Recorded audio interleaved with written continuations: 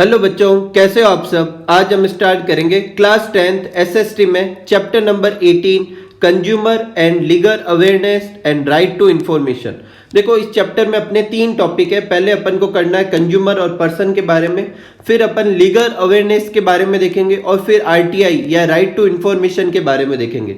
तो ये 5 मार्क्स का आपका ये चैप्टर है। तो स्टार्ट करते हैं। देखो, इस चैप्टर में अपने रिड्यूस सिलेबस के हिसाब से कुछ भी कट नहीं हुआ, पूरा का पूरा चैप्टर आपके सिलेबस में और 5 मार्क्स का ये है। तो सबसे पहला टॉपिक लेते हैं जो कि है कंज्यूमर। कंज्यूमर किसे कहते हैं? तो कंज्यूमर वो होता है जो किसी गुड्स या सर्विसेज के यूजेज के लिए पे करे या उसे परचेज करे, उस पर्सन को अपन क्या कहते हैं? कंज्यूमर कहते हैं। तो consumer is a person who purchase और uses a good and services by paying their value. अब गुड और सर्विसेज क्या होते हैं उसे अपन पहले समझ लेते हैं। देखो, गुड जो होते हैं वो टेंजिबल चीजें होती है और सर्विसेज जो होती है वो नॉन टेंजिबल चीजें होती है। टेंजिबल जिसे अपन टच कर सकते हैं, ऐसी चीजों को क्या कहते हैं? गुड। जैसे लैपटॉप हुआ, मोबाइल हुआ, ये क्या हुआ? टेंजिबल थिंग्स हुई, ये गुड्स कहलाएगी। और सर्विसेज में क्या आता है? जैसे डॉक्टर जो होता है वो आपका इलाज कर रहा है तो वो आपको सर्विसेज दे रहा है। एक लॉयर आपके लिए केस लड़ता है तो वो एक सर्विसेज हुई। एक टीचर आपको पढ़ाता है तो ये भी एक क्या हुई? सर्विसेज हुई। तो नॉन टेंजिबल चीजें। गुड्स को आप खरीद सकते हो, आपको वो आपकी हो जाएगी और उसे स्टोर भी कर सकते हो। सर्विसेज का मालिकाना हक नहीं रख सकते, मतलब वो आपकी नहीं हो सकती, और ना ही आप सर्विसेज को क्या कर सकते हो? स्टोर कर सकते हो। गुड्स जो होते हैं उनके फॉर्मेशन और उनके कंजप्शन में बीच में गैप आएगा। सर्विसेज के बीच में ये ऐसा गैप नहीं होता। तो अपन गुड्स और सर्विसेज के बारे में समझ गए। अब इन गुड्स और सर्विसेज को यूज करने के लिए जो इन्हें परचेज करता है, जो पे करता है, उसे अपन क्या कहेंगे? कंज्यूमर कहेंगे। एक कंज्यूमर एक्ट जो था वो 1986 में पास हुआ, इसके बारे में अभी अपन आगे देखेंगे। उस कंज्यूमर एक्ट के अकॉर्डिंग कौन सा पर्सन कंज्यूमर कहलाता है? जो या तो किसी गुड्स या सर्विसेज के लिए पेमेंट कर दिया हो, या किसी गुड्स और सर्विसेज के लिए पार्शियल पेमेंट कर दिया और बाकी का पेमेंट जो है नियर फ्यूचर में करने का प्रॉमिस किया है, या उसने पूरा ही पेमेंट जो है पे करने के लिए प्रॉमिस किया है, उसे अपन क्या कहेंगे? कंज्यूमर कहेंगे। ठीक है। जैसे मान लो मैं एक टीचर हूं और मेरे पास कोई स्टूडेंट आए और वो जो मेरी जो भी फीस होती है उसको एक बार में ही पूरा पे कर दे, तो ये तो हो जाएगा मैं कैसा उसको प्रोवाइड करवा रहा हूँ? सर्विसेज प्रोवाइड करवा रहा हूँ। तो उसने मुझे पेमेंट कर दिया, अब वो मेरा कंज्यूमर है। अगर वो मुझे आधा पेमेंट कर दे और आधा बाद में दे तो इसे पार्शियल पेमेंट कहेंगे, वो भी कंज्यूमर होगा। और ऐसे प्रॉमिस करे कि भाई सर मैं थोड़े दिन बाद में आपको पूरा पेमेंट कर दूंगा और पढ़ाई स्टार्ट कर दे यहाँ पर, तो वो भी कंज्यूमर है। तो बोले तो कंज्यूमर वो पर्सन होता है जो किसी गुड्स और सर्विसेज का या तो पूरा पेमेंट दे चुका है या उसने पार्शियल पेमेंट कर दिया और बाकी का पेमेंट वो नियर फ्यूचर में करने वाला है, और या फिर पूरा का पूरा पेमेंट देने का उसने प्रॉमिस किया है। कंज्यूमर कितने तरीके के होंगे? 2 तरीके के कंज्यूमर होंगे। किसके बेसिस पे? कि वो क्या गुड्स का कंज्यूमर है या सर्विसेज का कंज्यूमर है। ठीक है। नेक्स्ट अपने है पर्सन क्या है। देखो, गुड्स और सर्विसेज के बारे में तो अपन कर चुके। पर्सन क्या होता है? तो कंज्यूमर एक्ट 1986 के हिसाब से पर्सन की कैटेगरी में कौन आता है? तो जनरली अपन पर्सन मानते हैं किसी एक इंडिविजुअल को। तो गवर्नमेंट बेसिकली क्या करती है? हर किसी को टैक्स के दायरे में लाने के लिए पर्सन की कैटेगरी को डिफाइन किया गया कंज्यूमर एक्ट से। तो अगर कोई इंडिविजुअल है तो वो भी क्या होगा? पर्सन होगा। जॉइंट हिंदू फैमिली है तो वो भी क्या है? पूरा एक पर्सन है। कोई कंपनी या कोई फर्म या कोई ऑर्गेनाइजेशन है, चाहे वो रजिस्टर्ड है चाहे अनरजिस्टर्ड है, दोनों ही क्या होंगे? पर्सन ही उसे मानेंगे। कोई कोऑपरेटिव सोसाइटी जिसे आम भाषा में अपन सहकारी बाजार के नाम से जानते हैं, एक सबके लिए सब एक के लिए, ऐसा जिसका कंसेप्ट होता है, वो कोऑपरेटिव सोसाइटी भी एक पर्सन कहलाएगी। ग्रुप ऑफ पर्सन कोई कमिटी बनाए और चाहे वो कमिटी रजिस्टर्ड है या नहीं रजिस्टर्ड है तो भी वो क्या कहलाएगी? पर्सन कहलाएगी। तो ये आपके क्वेश्चन पूछा जा सकता है कि पर्सन कौन होते हैं। तो पर्सन ये सब आपको लिखना है कि इन पॉइंट में आने वाले जो होते हैं उन्हें अपन क्या कहेंगे? पर्सन कहेंगे। ठीक है। नेक्स्ट अपना टॉपिक है कंज्यूमर एक्सप्लॉयटेशन। देखो, कंज्यूमर एक्सप्लॉयटेशन का क्या मतलब है? कि जब अपन कोई गुड और सर्विसेज खरीदते हैं और अपन को उतना बेनिफिट नहीं होता जो जिस चीज के लिए अपन ने वो खरीदा है, तो अपन का क्या हुआ है, एक तरीके से शोषण हुआ है, या अपन का क्या हुआ है, कंज्यूमर एक्सप्लॉइटेशन हुआ। तो when a consumer obtain some good और services after paying but does not get any benefit from good और services, then this condition is known as exploitation of consumer. अब क्या क्या कारण हो सकते हैं कंज्यूमर के एक्सप्लॉइटेशन के? तो पहला कारण है कि परचेजिंग अ गुड और service without paying attention to their quality, quantity, purity and standard. अपन ने जो चीज खरीदी है, चाहे वो गुड्स है चाहे सर्विसेज है, उसकी क्वालिटी, क्वांटिटी के बारे में, प्योरिटी के बारे में, उसके स्टैंडर्ड के बारे में या उसके बारे में कोई इंफॉर्मेशन ली नहीं और अपन ने उसको खरीद लिया, तो चांसेज है कि अपना क्या हो सकता है, कंज्यूमर एक्सप्लॉइटेशन हो सकता है। वो चीज आपको जिस परचेज के लिए, जिस चीज के लिए आप खरीद रहे हैं, वो मतलब वो फुलफिल ही ना करे, क्योंकि अपन ने चेक तो कुछ किया नहीं है। दूसरा है रॉन्ग सिलेक्शन ऑफ गुड और सर्विसेज। अब आपने गलत प्रोडक्ट चूज कर लिया, और ऐसा क्यों किया है? क्योंकि मार्केट में large number of available choice है, तो अपन ने कहीं गलत चीज के फोकस करते हुए उसको खरीद लिया। हो सकता है अपन ने चॉइस गलत बना ली, अपन किसी चीज के टूवर्ड्स में अट्रैक्ट हो गए और अपन ने देखा भी नहीं कि वो चीज उसमें होगी या नहीं होगी। तो इतनी सारी चॉइसेज है, जैसे मार्केट में एक मोबाइल खरीदना हो तो बहुत सारे मोबाइल अवेलेबल है। हो सकता है आपको जो खरीदना हो आपने वो ना खरीद के दूसरा कोई प्रोडक्ट ले लिया हो, तो आपने रॉन्ग चॉइस की होगी, उसकी वजह से एक्सप्लॉइटेशन हो सकता है। Lack of complete return information about services. हो सकता है कि उसके जो गुड्स या सर्विसेज आपने खरीदी उसके बारे में कोई आपको रिटर्न इंफॉर्मेशन नहीं मिली कि भाई इसमें क्या क्या मिलेगा। जब आपने खरीदी तो आपको पता चला कि इसमें तो ये चीजें थी नहीं। दूसरा है बिलीफ ऑन एडवर्टाइजमेंट। देखो एडवर्टाइजमेंट जो है आजकल सबसे बड़ी चीज है। इसमें जब भी कोई चीज के बारे में बताते हैं तो ऐसे बेचते हैं जैसे कि बस भयंकर ही है। जैसे आपने टीवी में ऐड देखे होंगे, तो टीवी में जैसे ऐड आता है तो कोई चीज इस तरीके से बेची जाती है कि बस इससे तो बेस्ट कुछ है ही नहीं, लेकिन उस कंडीशन में अपन खरीद के लिए आते हैं और फिर आपको वो कंडीशन ना मिले, तो ये क्या होगा, ये भी कंज्यूमर एक्सप्लॉइटेशन का एक तरीका होगा। या फिर अपन ने अच्छी पैकिंग देखकर उसको खरीद लिया था और सामान अच्छे से आया नहीं। वो एक कहावत है ना, डोंट जज a book by its cover, वैसी बात हो सकती है। नेक्स्ट है the consumer not being educated. Consumer को एजुकेशन नहीं है। अब एजुकेशन से यहाँ दो मोटिव है, या तो सच में वो इलिटरेट है, या फिर कंज्यूमर को जो प्रोडक्ट खरीदना था उस प्रोडक्ट के बारे में कोई जानकारी नहीं थी। जैसे सपोज करो कि मैं एक कार खरीदने जाऊं, लेकिन मुझे कार के फीचर्स के बारे में कुछ अंदाजा ही नहीं है, और मुझे वो सामने वाला जो भी बोलेगा मैं समझ के लेके आ जाऊंगा, तो ये भी नॉन एजुकेशन में आएगा। मुझे उस पर्टिकुलर प्रोडक्ट के बारे में तो कुछ पता नहीं था, तो चांसेज है कि मैं कुछ गलत उठा के ला सकूं। नेक्स्ट है नॉट कलेक्ट रिसिप्ट, बिल और invoice etcetera on purchase of goods and services. जो गुड्स और सर्विसेज मैंने परचेज किए उसकी मैंने कोई बिल वगैरह नहीं ली। इससे क्या होगा, अगर नहीं लिए, मान लो उसमें कोई डिफेक्ट आया तो मैं बाद में चेंज नहीं करवा सकता, कंप्लेन नहीं कर सकता, तो फिर आपको वो जो भी डिफेक्ट वाली चीज है वो आपको उसी के साथ रहना पड़ेगा। नेक्स्ट है consumer does not complain in proper manner for harmful goods और सर्विसेज। मतलब जो कंज्यूमर था उसको एक प्रोडक्ट या सर्विसेज मिली, वो हार्मफुल थी, वो सही नहीं थी, लेकिन फिर भी उसने उस कंज्यूमर ने उसके बारे में कोई कंप्लेन नहीं की। ठीक है। और लास्ट है कि अगर उसने कंप्लेन भी कर दिए तो उस कंप्लेन के टुवर्ड्स में कोई एक्शन नहीं लिया गया। तो ये सारे पॉइंट जो है आपके किस में आते हैं, कंज्यूमर एक्सप्लॉइटेशन के बारे में आते हैं। देखो ये सारी चीजें आप अच्छे से सुनो और खुद समझ के लिख सकते हो, इसमें ऐसा कुछ याद करे जैसा कोई भी पॉइंट नहीं है। ठीक है। नेक्स्ट टॉपिक लेते हैं अपन, टाइप्स ऑफ कंज्यूमर एक्सप्लॉइटेशन। देखो कंज्यूमर के एक्सप्लॉइटेशन के क्या टाइप होंगे। तो कंज्यूमर दो तरह की चीजें खरीद सकता है, या तो वो गुड्स होगी या सर्विसेज होगी, तो दोनों से रिलेटेड एक्सप्लॉइटेशन होंगे। तो एक कैटेगरी है एक्सप्लॉइटेशन रिलेटेड टू गुड्स और एक कैटेगरी है एक्सप्लॉइटेशन रिलेटेड टू सर्विस। अब गुड्स के केस में क्या एक्सप्लॉइटेशन हो सकता है कि जो चीज अपन खरीद के लाए उसका वेट, वॉल्यूम या मेजरमेंट वैसा नहीं है जैसा कि शो किया गया था। दूसरा गुड्स नॉट बी डिस्क्राइब्ड और स्पेसिफाइड, मतलब गुड्स के बारे में कोई इंफॉर्मेशन नहीं थी, कोई मतलब उसके बारे में स्पेसिफिकेशन नहीं बताए गए। तीसरा कारण हो सकता है इम्प्योरिटी और एडल्ट्रेटेड, मतलब उसमें कुछ मिलावट है, या फिर मिलावट के साथ साथ में हो सकता है उसमें ऐसी कुछ इम्प्योर थिंग्स भी होगी, ये भी एक कारण हो सकता है एक्सप्लॉइटेशन का। या फिर उसके ऊपर जो एमआरपी है, एमआरपी क्या होती है, मैक्सिमम रिटेल प्राइस, उससे भी ज्यादा प्राइस किसी ने क्या की है, आपसे चार्ज की है, तो या फिर उसमें ऊपर वाली जो प्राइस है उसने चेंज करके आपको बेच दी है, तो ये भी आपको मतलब आपको ठगा गया है।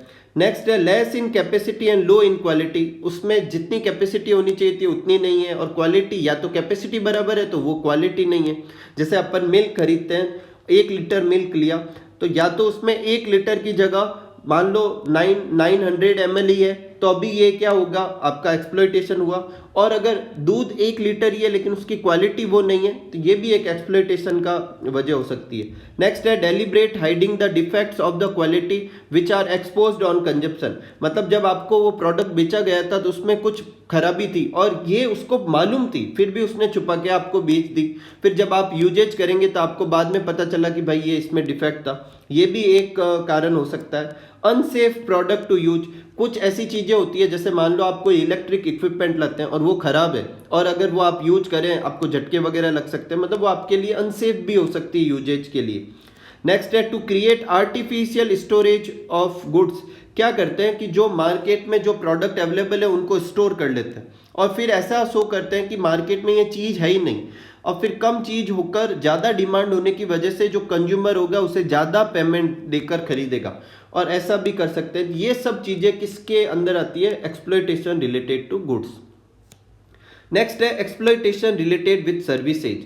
अब सर्विसेज में क्या आता है कि अगर आपको कोई सर्विसेज प्रोवाइड की गई है तो या तो उसकी क्वालिटी वैसी नहीं है या टाइमली सर्विसेज नहीं है, जैसा कि कंडीशन में था। जैसे आप कोई प्योरीफायर खरीदते हैं और वो आपको कहता है कि हर मंथ आपके प्योरीफायर की क्लीनिंग होगी, तो या तो अगर वो क्लीनिंग करने आ ही नहीं रहा, या फिर वो क्लीनिंग करने आता तो अच्छे से क्लीन करके नहीं जाता, या फिर जिस फ्रीक्वेंसी में उसने प्रॉमिस किया था कि हर मंथ के बाद में प्यूरिफिकेशन को क्लीन किया जाएगा या उसे प्यूरीफायर को क्लीन किया जाएगा, वो नहीं कर रहा, तो ये एक आपका ये क्राइटेरिया हो सकता है किसका, एक्सप्लॉइटेशन रिलेटेड टू सर्विसेज का। दूसरा है कि उसने जो सर्विस प्रोवाइड की वो अनसेफ और फॉल्टी है। मान लो आपका कोई इलेक्ट्रिक इक्विपमेंट है और कोई बाहर से आता है और वो आपका इलेक्ट्रिक इक्विपमेंट सही करके जाता है, लेकिन उसने अंदर कोई वायर वगैरह लूज रख दिए और फिर आप जब उसको चलाओगे तो आपको मतलब झटके वगैरह आ सकते हैं। तो ये एक एग्जाम्पल है कि सर्विसेज कभी कभी फॉल्टी सर्विसेज जो होती है वो अनसेफ भी हो सकती है। और तीसरा, इन सब खराब सर्विसेज की वजह से आपको फिजिकल, मेंटल और इंटेलेक्चुअल डैमेज भी हो सकता है, आपको टेंशन वगैरह भी हो सकती है कि आप क्या करेंगे। तो ये सारे सर्विसेज से रिलेटेड एक्सप्लॉइटेशन है, ठीक है। नेक्स्ट अपना टॉपिक है कंज्यूमर राइट्स। मतलब कंज्यूमर को क्या क्या राइट दिए गए हैं गवर्नमेंट की तरफ से ताकि कंज्यूमर को इन सब अनसेफ जो अलग से ये अनफेयर प्रैक्टिसेज है इनसे आपको क्या मिल सके, प्रोटेक्शन मिल सके। तो consumer protection is the practice of safeguarding buyers of goods and services against the unfair practices. और जो जो राइट्स दे रखे हैं उनको कंज्यूमर राइट्स कहते हैं और इसे करना कंज्यूमर प्रोटेक्शन कहलाता है। इंडिपेंडेंस के पहले sales of good act pass किया गया था और इंडिपेंडेंट के बाद में कंज्यूमर प्रोटेक्शन एक्ट, जो अभी अपन देखने वाले हैं कि कब पास करेंगे, 1986 में पास किया गया था, ठीक है। तो ये कंज्यूमर प्रोटेक्शन एक्ट पास किया गया और इसमें कंज्यूमर को कुछ राइट्स प्रोवाइड करवाए गए। तो कौन कौन से राइट्स थे? पहला राइट था right to protection against harmful good. मतलब आप किसी कंज्यूमर को हार्मफुल या फॉल्टी गुड्स नहीं बेच सकते। तो right to protect against good और services that create risk to their life and property. Example, जैसे अडल्ट्रेटेड आइटम नहीं सेल कर सकते आप, कंस्ट्रक्शन का कोई मटेरियल सेल कर रहे हैं, जैसे बिल्डिंग बनाने के लिए जो जो मटेरियल रह रहा है वो उतनी क्वालिटी का नहीं है तो आप लगा दोगे तो बिल्डिंग नीचे गिर भी सकती है। तो ऐसी चीज़ें आप सेल नहीं कर सकते, अगर आपने की है तो फिर उस कंज्यूमर आप पर केस भी कर सकता है। नेक्स्ट अपने है राइट टू इन्फॉर्मेशन। इसमें क्या होता है, कंज्यूमर के पास राइट है कि वो जो भी प्रोडक्ट वो परचेज कर रहा है उसकी क्वालिटी, क्वांटिटी, प्राइस के बारे में अच्छे से इन्फॉर्मेशन ऑब्टेन करे। आपको जो आप अगर सेलर है तो आपको ये सारी चीज़ें उसको अवेलेबल करवानी पड़ेगी और अगर आप कंज्यूमर है तो आप ये सब जानने का हक भी रखते हैं। नेक्स्ट है right to get different types of good at different competitive price. मतलब मार्केट में एक पर्टिकुलर कैटेगरी के लिए बहुत जो गुड्स आप परचेज कर रहे हो, जैसे आप मोबाइल फ़ोन परचेज कर रहे हो तो मार्केट में बहुत सारी आपके पास अवेलेबल चॉइस होनी चाहिए ताकि आप मोनोपोली को क्या कर सके, एलिमिनेट कर सके। अगर कोई एक ही सेलर होगा किसी पर्टिकुलर गुड को सेल करने के लिए तो वो अपने हिसाब से क्या कर सकता है, प्राइस जो है ऑब्टेन कर सकता है। तो ये कम करने के लिए गवर्नमेंट को या जो भी अथॉरिटी है उसको एक से ज़्यादा तरह की चीज़ें अलग अलग प्राइस पे अवेलेबल करवानी चाहिए, ठीक है। नेक्स्ट है right to hearing before proper forms, अगर आपको मान लो कोई चीटिंग होती है, कोई फ्रॉड होता है या आप सेटिस्फाई नहीं है, तो ऐसी फॉर्म्स भी होनी चाहिए जहां पर जाकर आप क्या कर सको, अपना मतलब केस दर्ज कर सको, आप अपनी कंप्लेन कर सको। तो इसके लिए ऐसी फॉर्म्स भी होनी चाहिए। नेक्स्ट है right to receive reward against unethical exploitation. अगर सच में कोई फॉल्ट निकलता है या सच में ये प्रूफ हो जाता है कि भाई हाँ एक्सप्लॉयटेशन हुआ है, तो आपको कंपनसेशन भी मिलना चाहिए। और नेक्स्ट है right to getting consumer education. और ये सब आपको पता भी होना चाहिए कि आपके पास में ये सारे राइट्स हैं, और यही वजह आपकी बुक्स में ये सारी चीजें पढ़ाई जाती है, तब आपको पता चले कि ये सारी चीजें अपना राइट है एक कंज्यूमर के नाते। और गवर्नमेंट ऐसे ऐड वगैरह चलाती है, जैसे आपने देखा होगा जागो, ग्राहक जागो, ऐसे कोई ऐड आते हैं, तो वो ऐड के हेल्प से वो आपको समझाना चाहता है कि ये सारे आपके राइट्स हैं, आपको अगर इनमें कोई फुलफिल नहीं हो रहा है तो आप कंज्यूमर कोर्ट भी जा सकते हैं। ठीक है, तो ये सारे एक कंज्यूमर के राइट्स है जो कि अपन कंज्यूमर प्रोटेक्शन एक्ट के अंदर पढ़ाए जाते हैं। ठीक है, नेक्स्ट है कंज्यूमर ड्यूटीज। कंज्यूमर ड्यूटीज का मतलब है कि कंज्यूमर खुद एक्सप्लॉयटेशन को अवॉइड करने के लिए क्या क्या चीजें फॉलो कर सकता है। तो पहली चीज उसे फॉलो करनी चाहिए कि जब भी वो गुड्स को परचेज करे तो उसकी रिसिप्ट, बिल, केस, मेमो, ये सब जरूर परचेज करे, मतलब वो लें उससे। सेकंड है कि जो गुड्स आप खरीद रहे हो या जो सर्विसेज आप ले रहे हो उसके बारे में रिटर्न या वर्बल इंफॉर्मेशन पहले लें, ताकि आपको पता चले आपको क्या मिलने वाला है। नेक्स्ट है कि अगर आप कोई गुड्स वगैरह खरीदते हो तो उसके ऊपर स्टैंडर्ड सिंबल आते हैं कि भाई हाँ ये अच्छा प्रोडक्ट है, जैसे ISI मार्क का होता है, AG होता है, ISO होता है। तो इन जो ये मार्किंग या सिंबल्स है, इनको चेक करें कि भाई किन गुड्स के ऊपर ये सिंबल है, जिनके ऊपर होंगे वो ऑब्वियस थिंग है अच्छे प्रोडक्ट होंगे। If there is a defect in good or services, immediately inform the seller and demand compensation. अगर कोई डिफेक्ट है किसी आपके जो भी आपने गुड्स परचेज किया है, तो उसकी इंफॉर्मेशन सेलर को दीजिए और उसे अपना वापस पैसा रिटर्न मांगिए उससे। ठीक है, और अगर वो आपका ये कंप्लेन लेता है तो उस कंप्लेन जो आपने दिया है उसका कंप्लेन नंबर, डॉक्यूमेंट कि भाई मैंने इस डॉक्यूमेंट के हिसाब से इसको कंप्लेन किया था, वो भी आप लीजिए, ताकि अगर कभी कल को वो फुलफिल ना करे तो आप कंज्यूमर कोर्ट में दिखा सके कि भाई मैंने कंप्लेन की थी और फिर इन्होंने कंप्लेन ली भी थी और फिर भी इन्होंने मेरी वो मतलब कंप्लेन सॉल्व नहीं की। If the manufacturer or seller doesn't pay attention to your complaint, then consumer should approach to consumer court, और फिर वो consumer court भी जा सकता है। नेक्स्ट एक क्वेश्चन आता है कि when and why consumer day is celebrated. देखो अभी तक अपन ने बार बार बोला है कि ये सारी चीजें किसमें एक्सप्लेन है, कंज्यूमर एक्ट में। तो वो कंज्यूमर प्रोटेक्शन एक्ट कब पास हुआ था, तो वो पास हुआ था 24 दिसंबर 1986 में। इसीलिए अपन इसको क्या कहते हैं, कंज्यूमर प्रोटेक्शन एक्ट 1986। अब 24 दिसंबर को पास हुआ था, इसलिए 24 दिसंबर को कंज्यूमर डे के हिसाब से मनाया जाता है। ठीक है, नेक्स्ट है measure of consumer dispute redressal. बोले तो कंज्यूमर की कंप्लेन को सॉल्व करने के क्या क्या चीजें गवर्नमेंट ने मतलब प्रोवाइड करवाई है, उनके बारे में पढ़ना है। तो on 24 December 1986 the Indian parliament pass the consumer protection act 1986। ठीक है, और इसमें क्या किया गया कि कंज्यूमर की प्रॉब्लम को सॉल्व करने के लिए 3 लेवल बनाए गए, नेशनल लेवल, स्टेट लेवल और डिस्ट्रिक्ट लेवल। ठीक है, अब कंज्यूमर के डिस्प्यूट को सॉल्व करने के लिए क्या प्रोविजन है, तो पहला है कि आपको डिस्ट्रिक्ट लेवल की फॉर्म में तब अप्लाई करना है या अपनी कंप्लेन दर्ज करानी है जब जो कंपनसेशन का मामला है वो 20 लाख के नीचे। अगर वो 20 लाख और 1 करोड़ के बीच में है तो आप स्टेट लेवल पे अप्लाई कर सकते हैं, और उससे भी ऊपर है तो आप नेशनल लेवल पे अप्लाई कर सकते हैं। नेक्स्ट है कि provision for making appeal against the decision of firm. मतलब आप फर्म के खिलाफ किसी फर्म में जाकर आप कंप्लेन दर्ज करते हैं तो उसके क्या क्राइटेरिया है। तो सबसे पहला है कि अगर डिस्ट्रिक्ट लेवल पे आपको जो भी आपने कंप्लेन की 90 डेज के अंदर अगर वो सॉल्व नहीं होती है तो आप उससे ऊपर वाली फॉर्म बोले तो स्टेट लेवल पे जाकर आप क्या कर सकते हो, अप्लाई कर सकते हो। अगर स्टेट लेवल या स्टेट कमीशन ने भी आपकी प्रॉब्लम सॉल्व नहीं की है तो आप नेशनल कमीशन पे आप अपनी प्रॉब्लम शेयर कर सकते हो। अगर उन्होंने भी नहीं की है तो आप सुप्रीम कोर्ट के खिलाफ जा सकते हो, लेकिन ये लेवल के हिसाब से होगा। पहले आपको स्टेट लेवल जाना पड़ेगा, सॉरी डिस्ट्रिक्ट लेवल पे, फिर स्टेट लेवल, फिर नेशनल लेवल, और अगर तीनों ही लेवल पे आपको प्रॉब्लम आपकी सॉल्व नहीं हुई है तो आप सुप्रीम कोर्ट जा सकते हो। ठीक है, नेक्स्ट है explain the provision of consumer protection in Rajasthan. Rajasthan में अपन को जो कंज्यूमर प्रोटेक्शन है उसके बारे में बताना है। तो देखो जो कंज्यूमर प्रोटेक्शन एक्ट 1986 में पास किया गया था नेशनल लेवल में, फिर राजस्थान स्टेट को भी वैसा ही एक लॉ पास करना पड़ा, तो Rajasthan state consumer protection act जो है वो पास हुआ 1987 में। प्रोटेक्शन ऑफ कंज्यूमर जो था वो दो लेवल पे डिवाइड किया गया, स्टेट लेवल पे और डिस्ट्रिक्ट लेवल पे। स्टेट लेवल में क्या क्या था, तो according to rule number 7 Rajasthan consumer protection act 1987 क्यों लिख रहे हैं, क्योंकि राजस्थान में वो कब पास हुआ, 1987 में। हेडक्वार्टर जो होगा इसका वो कहाँ पर एस्टेब्लिश हुआ, कैपिटल में, और कैपिटल कौन सी है, राजस्थान की जयपुर में। वर्किंग डे एंड आवर जो होंगे वो स्टेट गवर्नमेंट डिसाइड करेगी। एडमिनिस्ट्रेशन की करेंसी और सिंबल वगैरह वो भी स्टेट गवर्नमेंट डिसाइड करेगी। और मीटिंग कब बुलानी है, कब करना है, ये सब चेयरमैन डिसाइड करेगा जैसा उसको नेसेसरी लगे। डिस्ट्रिक्ट लेवल पे जो है वो रूल नंबर 4 के हिसाब से आपको चीज़ें प्रोवाइड करवाई जाती है। The office of district form will be establish at the district headquarter, जो भी डिस्ट्रिक्ट का हेडक्वार्टर होगा वहीं ऑफिस माना जाएगा। वर्किंग डे और आवर वही होंगे जो स्टेट गवर्नमेंट डिसाइड करेगी, बोले तो स्टेट लेवल पे जो डिसाइड होगा वही डिस्ट्रिक्ट लेवल पे भी एप्लीकेबल होगा।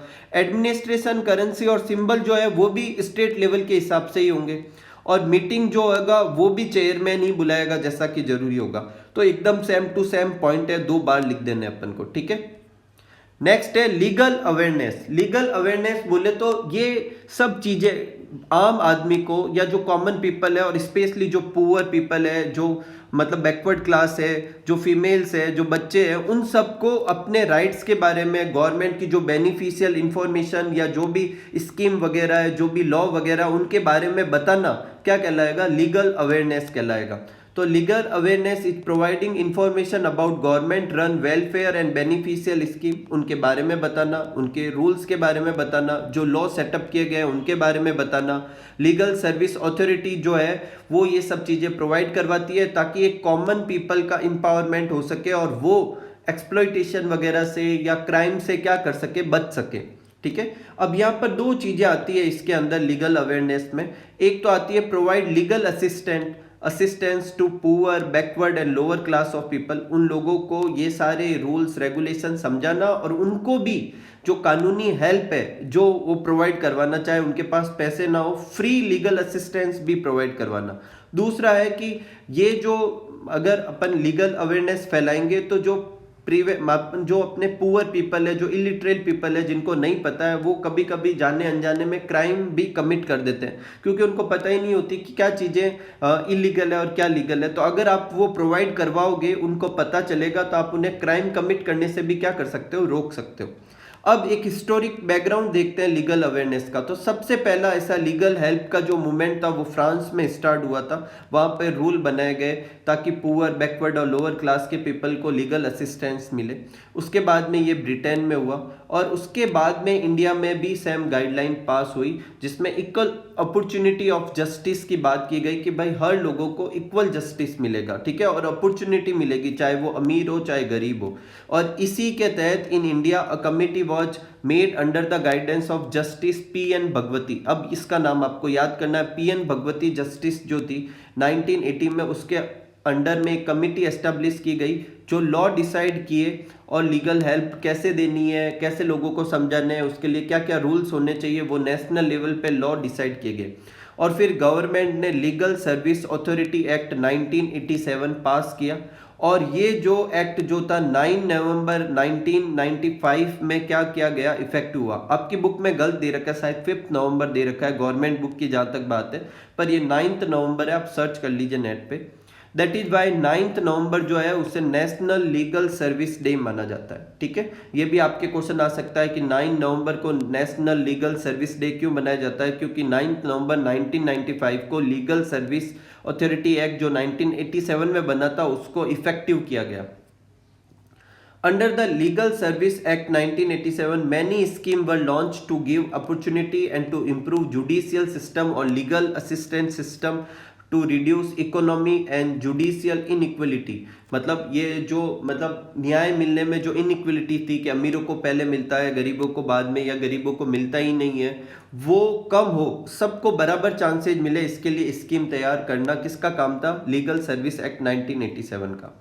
अब कौन कौन से इंस्टीट्यूशन है जो इस अथॉरिटी के अंडर आते हैं, तो national legal service authority national level पे, state legal service authority state level पे, district legal service authority district level पे और tehsil legal service authority tehsil level पे। ठीक है, फंक्शन क्या है इनका? Implement the rule and policy made by central government, जो भी सेंट्रल गवर्नमेंट रूल और पॉलिसी बनाए उसको इम्प्लीमेंट करना, लोगों तक ये लीगल सर्विसेज पहुंचाना, लोक अदालत रन करना। लोक अदालत क्या होता है? ये एक तरीके की कमेटी होती है जो मतलब ऐसे गांव गांव जाकर जहां लोगों को जरूरत होती है वहां जाकर एक मतलब कमिटी ऑफ पीपल क्या करते हैं, लोगों को न्याय अवेलेबल करवाते हैं। मतलब ये बेसिकली जो अपने कोर्ट है उनका बर्डन कम करने के लिए ये चीजें चलाई जाती है। To provide legal awareness to the people, और लोगों को इन सब के बारे में बताना, ये भी किसका काम होगा? इन अथॉरिटीज का काम होगा। Measure to spread legal awareness, अब लीगल अवेयरनेस आप फैलाओगे कैसे? बार बार बात चल रही है लीगल अवेयरनेस फैलाना है, कैसे फैलाना है? तो जो चीफ जुडिशियल ऑफिसर और जो लीगल अवेयरनेस टीम जो होगी वो जगह जगह पर क्या कैंप्स एस्टेब्लिश करेगी, स्पेशली स्कूल कॉलेजेज में, क्योंकि वहीं पर आने वाली जनरेशन है तो उनको ये समझाया जाएगा। आपकी सिलेबस की बुक में भी ये चीज़ है, इसका भी यही कारण है कि आपको लीगल अवेयरनेस फैलाई जाए। नेक्स्ट है मोबाइल वैन, मोबाइल लोक अदालत, लीगल अवेयरनेस कंपेनियन कैंप जो लगते हैं वो फैलाए जाए, गाँवों में जाए लोग ऐसे, और गाँवों में जाके लोगों को इनके बारे में बताए। अगर कोई लीगल डिस्प्यूट है तो उनको लोक अदालत की हेल्प से उनको क्या करे, सॉल्व करे। ठीक है, मतलब अगर लोग अदालत तक नहीं पहुंच सकते तो कानून को या गवर्नमेंट को खुद उन तक पहुंचना है। एक वीकली प्रोग्राम है कानून की बात, ये ब्रॉडकास्ट की जाती है। आपके बुक के पीछे क्वेश्चन भी है, कब और किस टाइम पे ब्रॉडकास्ट की जाती है? तो दूरदर्शन पे एवरी सैटरडे आता है 7 to 7:30 PM शाम को, और रेडियो पर हर संडे आता है 5:45 PM to 6 PM तक। पैम्पलेट बुकलेट्स वगैरह डिस्ट्रीब्यूट की जाती है ताकि लोगों को इसके बारे में जानकारी मिले। नेक्स्ट है Rajasthan state legal service authority, इसके बारे में। तो ये अपने स्टेट लेवल लीगल अथॉरिटी है, इसके बारे में ऑब्वियस थिंग है, ये भी 1987 में पास हुई थी। ठीक है, हेड क्वार्टर इसका कहाँ है? जयपुर में, कैपिटल में। और इसका चेयरमैन कौन होगा? चीफ जस्टिस होगा, जो हाई कोर्ट का वो होगा। और जो अदर जज है, सीनियर जज, वो वर्किंग चेयरमैन की तरह काम करेंगे। और लीगल सर्विस प्रोग्राम जो भी बनाए जाएंगे वो इनके डायरेक्शन में स्टेट में क्या किए जाएंगे? पास किए जाएंगे। Function of Rajasthan state legal service authority, उनके फंक्शन क्या है? ठीक वही सारे फंक्शन है जो अभी अपन ने ऊपर पढ़े हैं। ठीक है, कि implementation the rule and policy made by central government, to provide the legal services to the people, to run Lok Adalat, to provide legal awareness to the people. Same to same वापस लिखने आपको। ठीक है, नेक्स्ट है important beneficial rules and scheme. ठीक है, तो क्या क्या इंपोर्टेंट बेनिफिशियल रूल और स्कीम है? अपन बार बार कह रहे हैं कि लोगों को इनके बारे में, बेनिफिशियल स्कीम के बारे में बताना है। तो वो क्या स्कीम है वो अपन को इस वाले टॉपिक में बतानी है कि कौन सी लीगल स्कीम्स के बारे में अपन बात कर रहे हैं, कौन सी बेनिफिशियल स्कीम के बारे में बात कर रहे हैं, कौन से लॉ के बारे में बात कर रहे हैं। तो पहला है चाइल्ड मैरिज प्रोहिबिशन एक्ट 2006। इसके अकॉर्डिंग अगर कोई लड़का 21 ईयर से कम है और लड़की 18 ईयर से कम है तो चाइल्ड मैरिज के अंडर में आते हैं, और आप इसका विद्रोह कर सकते हो। अगर चाइल्ड मैरिज होती है तो दोनों पेरेंट्स, बोले तो लड़का और लड़की दोनों के पेरेंट्स को 2 साल जेल और 1 लाख तक जुर्माना, या दोनों ही हो सकता है। सेकेंड है द मैटरनिटी बेनिफिट एक्ट 1961। मतलब अगर कोई फीमेल लेबर है, मतलब मजदूर है, और अगर वो प्रेग्नेंट है तो उसके प्रेगनेंसी में जब उसकी डिलीवरी का जो भी टाइम है उससे 6 वीक पहले, बोले तो करीब 1.5 महीने पहले और 1.5 महीने बाद, मतलब टोटल कितना हो गया? 3 मंथ की उसे वेजेज और छुट्टी दोनों मिलनी चाहिए। अब ये लोगों को पता ही नहीं है, लेकिन ये रूल है, आपको अगर नहीं दी जाए तो आप कंप्लेन भी कर सकते हैं। नेक्स्ट है मेडिकल ग्रांट रिलीफ फंड। मतलब इसमें क्या होता है कि 1 लाख तक का असिस्टेंस प्रोवाइड करवाया जाता है किसी के मजदूर के ट्रीटमेंट के लिए, बस वो मजदूर रजिस्टर्ड वर्कर होना चाहिए। मैटरनिटी रिलीफ स्कीम, अगर कोई फीमेल है और उसकी जब डिलीवरी होती है तो पहली 2 डिलीवरी, क्योंकि गवर्नमेंट यही चाहती है कि सिर्फ 2 ही बच्चे हो, तो पहली 2 डिलीवरी के लिए उसे 6,000 तक की मदद भी गवर्नमेंट की तरफ से क्या की जाती है? प्रोवाइड की जाती है। नेक्स्ट है हेल्प ऑन एक्सीडेंटल डेथ। अगर कोई मजदूर की डेथ हो जाती है तो अगर वो रजिस्टर्ड वर्कर है तो उसे 5 लाख तक का मदद भी मिलती है। नेक्स्ट है scholarship to the children of constructive workers. जो वर्कर्स हैं उनके बच्चों को स्कॉलरशिप दी जाती है। अगर वो 6 से 8 क्लास का है तो लड़कों के लिए 1000 रुपये, लड़कियों के लिए 1500 रुपये। अगर 9 to 12 क्लास का है तो 2000 रुपीज़ बॉय के लिए और 2400 गर्ल्स के लिए। अगर वो ग्रेजुएट है, मतलब ग्रेजुएशन कर रहा है, तो 4000 लड़कों के लिए और 6000 लड़कियों के लिए। और अगर वो पोस्ट ग्रेजुएशन कर रहा है तो 6000 लड़कों के लिए और 8000 क्या होगा, लड़कियों के लिए। नेक्स्ट है एंटी कॉपिंग एक्ट। ये आप बच्चों को अच्छे से जान लेना चाहिए कि जब एग्जाम वगैरह हो तो उसमें जो मतलब अपने चीटिंग होती है, बच्चे पर्चे वगैरह लिख के चले जाते हैं, तो उसके लिए भी एक्ट बनाया गया है। अब आप कहोगे ये एक्ट तो हमारे खिलाफ है। खिलाफ नहीं है। देखो, अगर आप कोई एग्जाम देते हो तो सबको फेयर चांसेज होना चाहिए। मतलब ऐसा नहीं हो एक तरफ चीटिंग चल रही है दूसरी तरफ चल ही नहीं रही, तो आपको एक फेयर मौका नहीं मिल रहा। तो इसको रोकने के लिए गवर्नमेंट ने एक्ट पास किया 1992 में। और वो किसने पास किया, राजस्थान पब्लिक एग्जामिनेशन एक्ट 1992। इसके अकॉर्डिंग अगर कोई चीटिंग या अनफेयर मीन्स से कुछ फ्रॉड कर रहा है या मतलब एग्जाम में कुछ चीटिंग वगैरह कर रहा है तो उसके खिलाफ केस दायर कर सकते हैं। उस बच्चे को स्कूल से निकाला भी जा सकता है और उसके टूवर्ड्स में क्रिमिनल केस भी बन सकता है। ठीक है। नेक्स्ट है स्टेट इंश्योरेंस और एम्प्लॉय प्रोविडेंट फंड। मतलब इसके अकॉर्डिंग जो एम्प्लॉय है उसके सेफ्टी के लिए उनका इंश्योरेंस भी किया जा सकता है। ठीक है, ताकि उनकी सेफ्टी रहे, उन्हें एश्योर्ड रहे कि अगर कुछ हो गया तो हमें पैसा मिलेगा। ठीक है, तो ये जो है कुछ बेनिफिशियल स्कीम है, गवर्नमेंट की तरफ से रन कराई जाती है। लीगल अवेयरनेस होगा तो लोगों को ये सब के बारे में पता होगा तो वो इनका बेनिफिट भी ले सकते हैं। ठीक है, अब चलते हैं अपन चैप्टर के सबसे लास्ट टॉपिक पे, जो कि है राइट टू इंफॉर्मेशन, आरटीआई। तो देखो, अपन लोग जो होते हैं वो गवर्नमेंट को टैक्स देते हैं, तो पब्लिक के पास ये राइट है कि वो ये जानने का हक रखे कि उसका जो पैसा है वो कहाँ पर खर्च किया जा रहा है। द गवर्नमेंट ऑफिसर और employ has to provide information when asked by any citizen of country. अगर इस कंट्री का कोई सिटीजन उनसे पूछे कि भाई मेरे को इस पर्टिकुलर चीज के बारे में इंफॉर्मेशन चाहिए, तो उन्हें प्रोवाइड करवानी पड़ेगी। It is the right of every citizen to get the information, और यही क्या कहलाता है, राइट टू इंफॉर्मेशन या आरटीआई कहलाता है।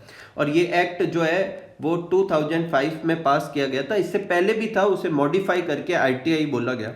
RTI act was passed Lok Sabha on 15 June 2005 and implemented in entire country from 13 अक्टूबर 2005। और 13 अक्टूबर से पूरे जो अपने कंट्री में ये क्या किया गया, पास कराया गया। पहले ये पास लोकसभा से तो 15 जून 2005 को हो गया, पूरे कंट्री पे अप्लाई किया गया 13 अक्टूबर 2005 को। Under this act following rights were given to citizen of country. क्या क्या इंफॉर्मेशन ऑब्टेन करने के राइट है, तो every citizen has to right to get information about any department, office और स्टेट और सेंट्रल गवर्नमेंट। चाहे वो स्टेट गवर्नमेंट का हो, सेंट्रल गवर्नमेंट का हो, कोई भी डिपार्टमेंट हो, कोई भी ऑफिस हो, उससे कोई भी तरह की इंफॉर्मेशन निकालने की उसको क्या है, हक है। नेक्स्ट है any citizen can check record और डॉक्यूमेंट। वो किसी पर्टिकुलर डिपार्टमेंट के कोई रिकॉर्ड और डॉक्यूमेंट देखना चाहता है तो उसे हक है। We can also apply to see the work. अपन ये भी अप्लाई कर सकते हैं कि भाई मुझे यहाँ पर काम कैसे चल रहा है वो देखना है, तो वो भी अपन देख सकते हैं। Sample of material used in work, मतलब किसी पर्टिकुलर गवर्नमेंट पॉलिसी है, मान लो आपके गली में कोई सड़क बन रही है, गवर्नमेंट कंस्ट्रक्शन कर रहा है, तो आपके पास हक है कि आप ये देख सकें कि वहां पर कैसा मटेरियल यूज हो रहा है, क्योंकि वो आपका ही पैसा है जो आपके आसपास लगाया जा रहा है। गवर्नमेंट कोई आप पर एहसान नहीं कर रही। ठीक है, we can take a soft copy required information. अगर मुझे वो कॉपी आपको कंप्यूटर में, फ्लॉपी में, सीडी में चाहिए तो वो भी आपको अवेलेबल करवाई जा सकती है। इसको क्या बोलते हैं, सॉफ्ट कॉपी बोलते हैं। तो वो भी आपको हक है आपको निकालने का। We can also obtain record of wages, जो इनकम वगैरह है, जो मतलब तनख्वाह वगैरह दी गई है, जो पेमेंट किए गए उनके बारे में documents, log book, tender, scheme क्या थी, इन सब के बारे में इंफॉर्मेशन लेने का आपको हक है। नेक्स्ट है ये इन्फॉर्मेशन ऑब्टेन कैसे करनी है, उसका क्या प्रोसीजर है। तो आपको एक फॉर्म सबमिट करना पड़ेगा 10 रुपये के साथ में। ये 10 रुपीज़ आप कैश में दे सकते हैं या पोस्टल ऑर्डर से भेज सकते हैं। और इसके बाद if the information is copied from large size paper, अगर इंफॉर्मेशन ज़्यादा बड़ी है जिसमें पेपर में प्रोवाइड करवा रहे हैं तो एक्स्ट्रा अमाउंट लगेगा। अगर आप सीडी या फ्लॉपी में सॉफ्ट कॉपी निकालना लेना चाहते हैं तो आपको उसके लिए 50 रुपीज़ देने पड़ेंगे एक्स्ट्रा। और अगर आपको फोटो कॉपी के पेज पे अवेलेबल करवाई जा रही है कोई डॉक्यूमेंट, तो पर पेज आपको 2 रुपीज़ के हिसाब से पे करना होगा। ठीक है, in order to see the document record after depositing 10 rupees for 1 hour and for every 15 minute he will pay to 5 rupees. मतलब आपको कोई रिकॉर्ड देखना है तो पहले 1 घंटे के लिए 10 रुपए लगेंगे, उसके बाद हर 15 मिनट के लिए आपको 5 रुपीज पे करने होंगे। जैसे मान लो पहले घंटे के बाद मैंने 1 घंटा और डॉक्यूमेंट देखना चाहूँ तो 15-15 मिनट के 4 स्लॉट बनते हैं, तो 5 को 4 से 20 रुपीज और देने पड़ेंगे। Required information will be receive with in 30 days of application. जब आप एप्लीकेशन प्रोवाइड करवाओगे तो उसके 30 दिन के अंदर अंदर आपको ये सब इन्फॉर्मेशन मिल जानी चाहिए। If person does not get information with in the fix time period, अगर इन 30 डेज के अंदर उसे इन्फॉर्मेशन नहीं मिले तो इसे रिफ्यूजल माना जाएगा। ये माना जाएगा कि वो पर्टिकुलर डिपार्टमेंट या जो वो ऑफिसर है वो इन्फॉर्मेशन देने से मना कर रहा है। 30 डेज तक तो वेट करना है, और 30 डेज के अंदर भी प्रोवाइड ना करवाए उसके बाद आप ये कंप्लेन कर सकते हैं कि भाई उसने ये नहीं मेरे को इन्फॉर्मेशन प्रोवाइड करवाई, और गवर्नमेंट भी इसे यही समझेगी क्योंकि 30 दिन का टाइम हो चुका है। अगर ऐसा होता है तो क्या एक्शन लिया जाएगा? तो पेनल्टी लगेगी 250 रुपीज की डेली। कितने दिन डिले किया था, हर दिन का 250 रुपीज उसको देना पड़ेगा, और मैक्सिमम 25,000 तक पेनल्टी लग सकती है। और जो मतलब ऑफिसर था, पब्लिक इंफॉर्मेशन ऑफिसर था, जिसको इंफॉर्मेशन प्रोवाइड करवानी थी, अगर वो प्रोवाइड ना करवाए तो उसके टूवर्ड्स में कोई एक्शन भी लिया जा सकता है। ठीक है,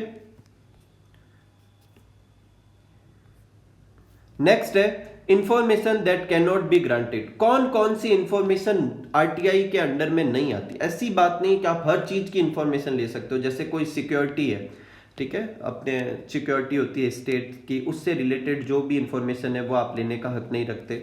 कुछ पॉलिसी, साइंस और इकोनॉमिक अफेयर कॉन्फिडेंशियल इंफॉर्मेशन होती है। कोई मतलब ऐसा होता है ना, कुछ सीक्रेट प्रोसीजर होते हैं, उनकी इंफॉर्मेशन आप लेने का हक नहीं रखते। कोई अगर एब्रॉड से मतलब कुछ इन्फॉर्मेशन आई है, कुछ ऐसे हो सकती है, कोई मतलब ऐसी इन्फॉर्मेशन हो जो आपके देश के लिए बहुत सेंसिटिव हो, तो वो आप लेने का हक नहीं रखते। ऐसी कोई इन्फॉर्मेशन लेने का हक नहीं रखते जो एक्सप्लॉइट करती है किसके राइट को, कोर्ट के, पार्लियामेंट के, वो जो शेयर नहीं करने होते, उन इन्फॉर्मेशन के बारे में आप अप्लाई नहीं कर सकते। बीएसएफ, जो भी आर्मी वगैरह है, क्राइम ब्रांच है, इनसे रिलेटेड जो भी आपका इन्फॉर्मेशन होती है वो भी आप नहीं ले सकते। अब इंफॉर्मेशन लेने के लिए किस ऑफिसर के टूवर्ड्स में आप मतलब जाकर आप कह सकते हैं? तो ग्राम पंचायत लेवल पे ग्राम सेवक को, पंचायत समिति में डेवलपमेंट ऑफिसर को, जिला परिषद में चीफ एग्जीक्यूटिव ऑफिसर को, नगर परिषद में एग्जीक्यूटिव ऑफिसर को, यूनिवर्सिटी है कोई तो वाइस चांसलर जो होता है उसको, अगर कोई स्टेट गवर्नमेंट से रन इंस्टीट्यूट है तो वहाँ का चीफ एग्जीक्यूटिव ऑफिसर है वो, और अगर कोई और गवर्नमेंट का कोई ऑफिस है तो वहाँ का जो भी एडमिनिस्ट्रेशन का सेक्रेटरी है उसको कहना होगा। ठीक है, तो ये अपने आरटीआई के बारे में भी एक बड़ा सा क्वेश्चन हो सकता है। तो इस तरीके से ये अपना चैप्टर कंप्लीट होता है, और इस तरीके से अपने इकोनॉमी के जितने भी, अपने इकोनॉमिक्स में जितने भी 4 चैप्टर इस बार सिलेबस में लग रहे थे वो अपने कंप्लीट कर लिए। उम्मीद करूंगा कि आपको ये चैप्टर बहुत अच्छे से समझ में आया होगा। तो मिलते हैं अगले चैप्टर के वीडियो में, तब तक आप सब लोग खूब सारा हार्डवर्क कीजिए, खूब खुश रहिए, खूब मस्त रहिए।